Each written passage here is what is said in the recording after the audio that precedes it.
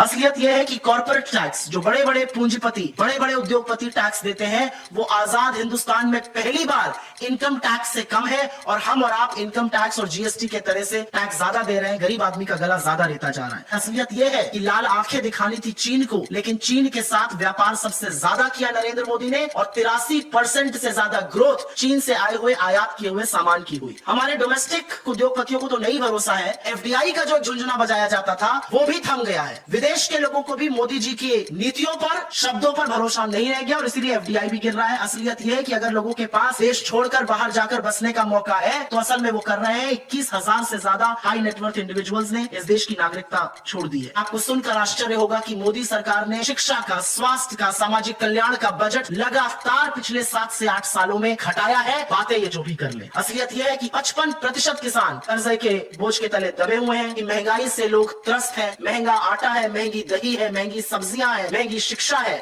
रुपया श्री चिदम्बरम ने उनको 58 पे दिया था, वो 87 पर पहुंच गया है। असलियत यह है चंद पूंजीपति मोदी जी के जिगर के टुकड़े हैं, उनको सारी सुविधाएं मिल रही हैं, उनके लिए नीतियां बन रही हैं। अडानी ग्रुप का कर्जा करीब करीब 1 लाख करोड़ से ज्यादा का है। असलियत यह है कि जिन एजेंसियों से इस देश के लोगों को सहूलियत दी जाती, वो एजेंसियां बीजेपी की फ्रंटल बन के चंदा दो धंधा लो जैसे इलेक्टोरल बॉन्ड्स चला रही है। और ये मोटे तौर पर आंकड़ों के साथ की कहानी है।